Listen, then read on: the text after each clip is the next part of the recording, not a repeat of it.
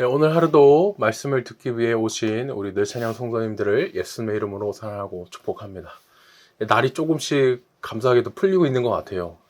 말씀을 알아갈수록 또 우리 속에 있는 답답한 이런 마음 또한 우리 하나님이 더 시원하게 풀어주실 줄 믿으면서 자, 함께 기도하면서 묵상으로 나가겠습니다. 하나님 감사합니다. 지금 이 시간에 우리가 또 묵상을 시작합니다. 우리의 힘이 아니라 성령님의 힘으로 말씀을 깨닫게 도와주시고 삶으로 살아내려 할 때도 성령님의 힘으로 우리가 살아갈 수 있도록 붙잡아 주세요. 감사하신 예수님 이름으로 기도드렸습니다. 아멘. 네, 오늘 이 시간에는요. 다시 돌아가게 하리라 라는 제목으로 예레미야 50장 11절에서 20절 말씀 같이 보도록 하겠습니다. 먼저 세번역입니다. 나의 소유, 나의 백성을 노력한 바벨로니아야. 너희는 그저 즐거워하고 기뻐서 뛰는구나. 너희는 그저 초원의 송아지처럼 뛰어다니고 힘센 말처럼 소리를 지르는구나. 그러므로 너희의 어머니 바빌론 도성이 크게 수치를 당할 것이며 너희를 낳은 여인이 치욕을 당할 것이다.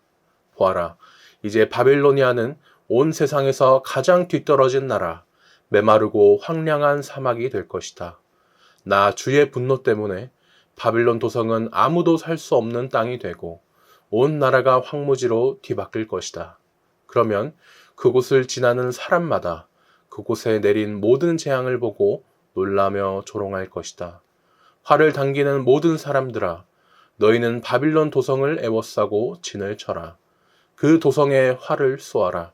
화살을 아끼지 말고 쏘아라. 그 도성은 나에게 범죄하였다. 너희는 그 도성을 애워싸고 함성을 올려라. 그 도성이 손들고 항복하였다. 성벽을 받친 기둥벽들이 무너지고 성벽이 허물어졌다. 내가 원수를 갚는 것이니 너희는 그 도성에 복수하여라. 그 도성이 남에게 한 것과 똑같이 너희도 그 도성에 갚아주어라. 너희는 바빌로니아에서 씨 뿌리는 사람도 멸절시키고 추수 때에 낫을 든 사람도 멸절시켜라. 바빌로니아에서 살고 있는 외국 사람들은 공격하여 오는 저 무서운 군대를 피하여 저마다 자기 민족에게로 돌아가고 누구나 자기 나라로 도망할 것이다. 이스라엘은 사자들에게 쫓겨서 흩어진 양이다. 처음에는 아시리아 왕이 이스라엘을 양처럼 잡아먹었고 그 다음에는 바빌로니아 왕이 마침내 그 뼈까지 먹어치웠다. 그러므로 나 만군의 주 이스라엘의 하나님이 말한다. 내가 아시리아 왕에게 벌을 내렸듯이 바빌로니아 왕과 그의 나라에도 벌을 내리겠다. 그러나 이스라엘은 내가 그의 초장으로 데려다 놓을 것이니 그들이 갈멜과 바산에서 풀을 뜯고 에브라임 산지와 길르앗에서 마음껏 먹을 것이다. 그날이 오고 그때가 되면 내가 살아남게 한 사람들을 용서할 터이니 이스라엘의 허물을 아무리 찾아도 찾지 못하고 유다의 죄를 아무리 찾아도 발견하지 못할 것이다. 나 주의 말이다. 아멘. 다음 쉬운 성경입니다. 나의 땅을 빼앗은 자야, 내가 기뻐하고 즐거워하는구나. 내가 곡식을 타작하는 송아지처럼 뛰어놀고 수말처럼 소리를 내는구나. 하지만 내 어머니인 너희 나라가 크게 부끄러움을 당하고 너를 낳은 여자가 수치와 모욕을 당할 것이다. 보아라, 바빌로니아는 모든 나라들 가운데서 가장 보잘것없는 나라가 되며 황폐하고 메마른 사막이 될 것이다. 나 여호와의 분노 때문에 바빌론은 아무도 살지 않는 황무지로 변할 것이다.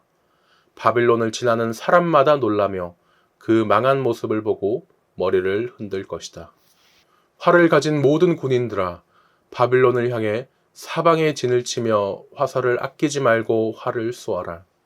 그것은 바빌론이 나 여호와에게 죄를 지었기 때문이다. 바빌론을 애워싼 군인들아, 함성을 질러라. 바빌론이 항복했고 바빌론의 요새가 무너졌으며 성벽이 허물어졌다. 여호와가 너희들이 받아야 할 심판을 내렸으니 너희 나라들도 바빌론에게 복수하여라. 바빌론이 너희에게 한 대로 갚아주어라. 바벨론에 씨를 뿌리거나 추수 때에 낫을 드는 사람이 없게 하여라. 바빌로니아 군인들이 그 포로들을 잔인하게 다루었으니 모두 다 자기 집으로 돌아가거라. 모두 자기 나라로 달아나라. 이스라엘 백성은 사자에게 쫓겨서 흩어진 양떼와 같다. 처음에는 아시리아 왕이 그들을 삼켰고 그 다음에는 바빌로니아 왕 느부갓네살이 그들의 뼈를 부수었다.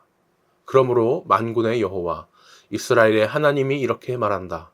보아라, 내가 아시리아 왕을 심판했듯이 바빌로니아 왕과 그의 나라를 심판하겠다. 그러나 이스라엘 백성은 그들의 목초지로 다시 데려다 놓겠다. 그들이 갈멜산과 바산에서 풀을 뜯고 에브라임 산지와 길르앗에서 배불리 먹을 것이다. 그날 그때가 오면 사람들이 이스라엘의 죄를 찾아내려고 해도 찾지 못하겠고 유다의 죄를 찾아내려고 해도 찾지 못할 것이다. 그것은 내가 그 남겨둔 사람들을 용서해 줄 것이기 때문이다. 나 여호와의 말이다. 아멘. 마지막 메시지입니다. 바빌론 사람들아, 너희는 지금까지 참 좋은 시절을 보냈다. 그렇지 않느냐? 내 백성을 착취하고 이용하면서 그동안 잘 먹고 잘 살았다. 너희는 푸른 초원을 까불며 뛰어다니는 송아지 같았고 넓은 들판을 마구 달리며 즐기는 야생마 같았다. 그러나 너희는 너희 어머니의 자랑이 되지 못하리라. 너희를 낳아준 여인의 기쁨이 되지 못하리라. 지금 너희 꼴을 보아라. 아무 볼 것 없는 민족, 잡석과 쓰레기와 잡초뿐인 곳, 나의 거룩한 진노로 생명이 사라지고 죽음과 공업뿐인 사막이 되었다. 바벨론을 지나는 자들은 그 몰락을 목격하고 놀라서 말을 잇고 고개를 절레절레 흔들 것이다. 다 함께 바빌론에게 달려들어라. 꼼짝 못하게 만들어라. 있는 힘을 다해 두들겨 패라. 전 먹던 힘까지 다 써라. 완전히 때려 눕혀라. 바빌론은 죄인이다. 오, 내게 얼마나 큰 죄를 지었던가. 사방을 에워싸고 함성을 질러라. 바빌론은 싸울 의지를 다 잃었다. 방어진이 허물어졌고 성벽들이 무너져 내렸다. 작전명, 하나님의 복수를 수행하여라. 복수를 퍼부어라. 그가 행한 대로 갚아주어라. 똑같이 해주어라. 농장들을 파괴하고 농부들을 죽이고 밭을 못쓰게 만들고 곳간을 털어라. 포로로 잡혀와 있는 너희는 이 파멸의 폭풍을 피해 어떻게든 빠져나가라. 속히 고국으로 도망쳐라. 이스라엘은 사자들에게 쫓겨 흩어진 양떼다. 아시리아 왕이 처음 시작한 이 살육을 바빌론 왕 느부갓네살이 완수하여 뼈까지 다 갉아먹었다. 그러나 이제 만군의 하나님, 이스라엘의 하나님께서 말씀하신다. 자, 보아라. 내가 바빌론 왕과 그의 땅에 재앙을 내릴 것이다. 아시리아 왕에게 내렸던 것과 똑같은 재앙을 내리리라. 그러나 이스라엘은 비옥한 목초지로 다시 데려올 것이다. 그가 갈멜과 바산의 언덕에서 풀을 뜯고 에브라임 비탈길과 길르앗에서 마음껏 먹을 것이다. 하나님의 보고다. 그날이 오고 그때가 이르면 이스라엘의 허물을 찾아 구석구석 뒤져도 아무것도 찾지 못할 것이다. 유다의 죄를 찾아 샅샅이 살펴도 하나도 발견하지 못할 것이다. 내가 구원한 그들은 과거를 청산하고 새 출발하게 될 것이다. 아멘. 네, 지금까지 저희가 세 번역 쉬운 성경 메시지 이렇게 세 번 말씀을 들었습니다. 바벨론은 하나님의 백성인 이스라엘을 망하게 했는데 이제는 자신들이 이스라엘을 한 것처럼 다른 나라에 망하게 될 것입니다. 이스라엘이 교만했던 것처럼 바벨론도 교만했죠. 하나님을 대적했기 때문입니다. 그런데요, 이스라엘은 바벨론과는 또 달랐습니다. 하나님은 이스라엘 백성에게는 징계를 하시면서도 다시 돌아올 거야 라고 이렇게 소망을 주시거든요. 지금은 이스라엘 백성들이 막 이렇게 흩어져 있지만 결국에 하나님이 준비하신 푸른 풀밭으로 그렇게 다시 인도될 하나님의 양떼입니다. 큰 1번입니다. 11절에서 16절을 보니까 하나님의 백성을 노략질한 바벨론 역시 똑같은 화를 당할 것이다 라고 합니다. 하나님의 소유를 노략질한 바벨론은 장차 어떻게 되나요? 11절에서 13절을 보니까 바벨론은 유다를 약탈한 그대로 다른 민족에 약탈당할 것이다 라고 말씀을 합니다. 다른 민족이란 바사라고도 하는 페르시아를 말하죠. 이때 한때 바벨론은요, 자기들이 세상 최고인 것 같이 하는 일마다 잘 되고 하는 전쟁마다 잘 되고 이러니까 자기 힘을 자랑하면서 기뻐하면서 자만을 합니다. 하지만 하나님은요, 이런 바벨론의 교만 절대로 가만 보고만 계시지 않으시죠. 바벨론은 이제 자기들이 행했던 그대로 페르시아에 의해 황폐했던 예루살렘 모습이 이제는 바벨론의 모습이 됩니다. 바벨론 백성이 심판받는 이유는 무엇입니까? 14절과 15절을 보니까 바벨론이 하나님께 범죄하였기 때문이다 라고 합니다. 바벨론을 향한 거침없는 공격이 이제 나옵니다. 모든 공수가 바벨론 성 안에 있는 화살이란 화살은 다 쏘고 바벨론 성을 둘러싸서 함성을 지르고 결국 그렇게 바벨론 성도 항복시킬 겁니다.